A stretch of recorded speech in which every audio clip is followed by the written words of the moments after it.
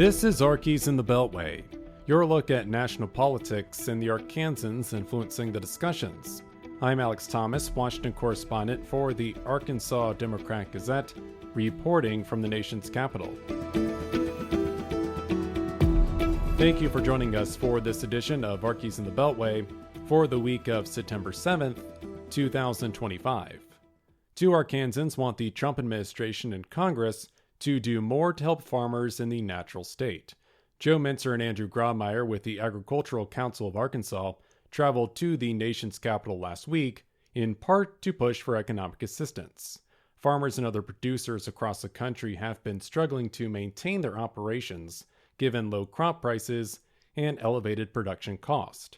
Grobmyer serves as the council's executive vice president and executive director. We have to have economic assistance or we're going to have a severe crisis on the horizon this fall and winter as people make decisions of whether or not they can go into production next year. Mencer and Grobmyer arrived in Washington 2 months after President Donald Trump signed the Republican tax and spending package into law. The One Big Beautiful Bill Act includes language providing the first significant update to agricultural programs since the 2018 Farm Bill. This includes changes to commodity reference prices. Yet Mencer, the council's president, notes farmers won't receive any updated payments until the fall of 2026, stressing some farmers may not be able to keep their farms open for that long. One of the big ag lending agencies in Arkansas has said that they expect 30 to 40% of their producers will not get financed next year. We're looking at about a $1.2 billion loss for the state of Arkansas this year on crop revenue over cost of production. Hunter Byram is an agricultural economist with the University of Arkansas. He has been tracking the number of Chapter 12 bankruptcies which allow family farms to craft a plan for repaying their debts. Byram says there is an alarming trend with 101 bankruptcy filings among Southern farmers during the first half of 2025. These filings are on the uptick, and this is the most filings that we've had since 2020. Arkansas is actually leading the way with these bankruptcies at 25 in 2025. The federal government has provided producers with financial relief in recent years. During the first Trump administration, the Department of Agriculture made billions of dollars available following tariffs on American crops, hogs, and dairy. Congress approved $31 billion in economic and disaster relief at the end of last year. Grobmyer says the Trump administration and Congress should consider more ad hoc assistance, and he has an idea on a source to fund this relief. We feel that with the tariffs that have been collected, that may be a stream of revenue that could be used to offset any program to support our farmers. The Trump administration has made tariffs, which are taxes on imported products, a cornerstone of its economic and international policy agendas.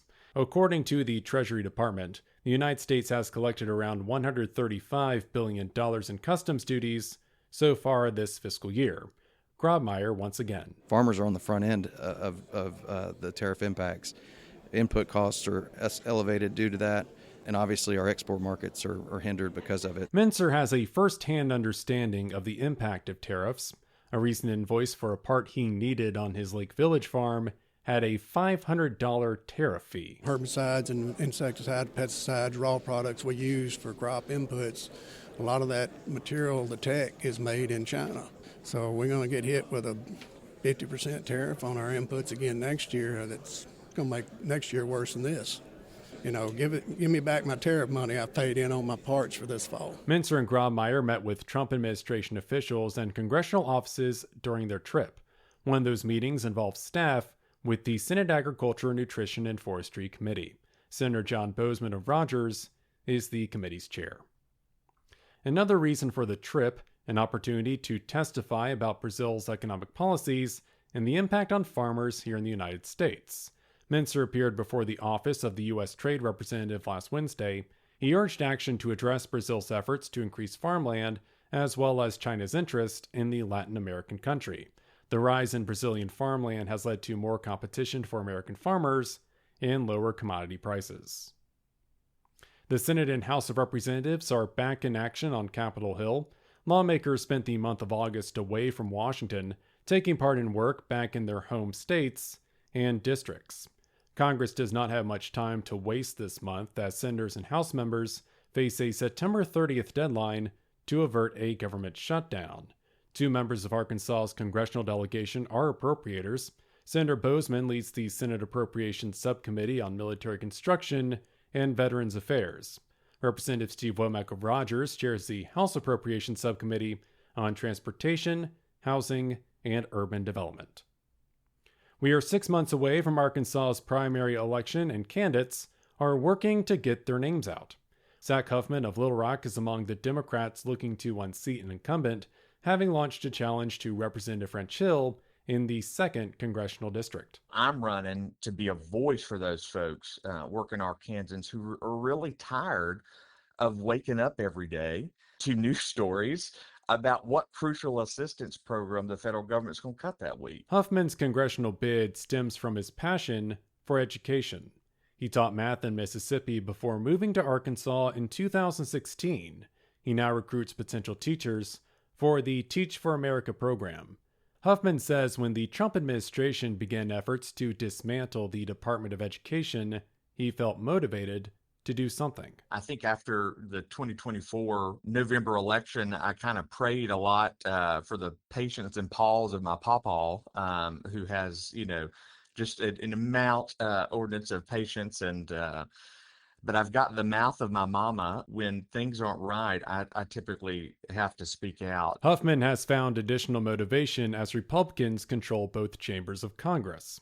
He cites the One Big Beautiful Bill Act and its language to reduce federal funds for Medicaid and nutrition assistance. I'm seeing a chainsaw coming out of the 119th Congress attack this ladder that so many have used, to better themselves. Both Hill and Huffman will face primary opponents. Business consultant Chase McDowell is looking to upset Hill in the GOP primary next March. Former Democratic gubernatorial candidate Chris Jones has filed paperwork with the Federal Election Commission to run in the 2nd District. Jones has remained politically active since the 2022 election, advocating for rural Democrats and running for a vice chair position with the Democratic National Committee. And that'll do it for this edition of Arkies in the Beltway for the week of September 7th, 2025. You can stay up to date with all news involving Arkansas at arkansasonline.com. Special thanks as always to the team down in Little Rock. I'm Alex Thomas, and this has been Arkies in the Beltway. Thanks for listening.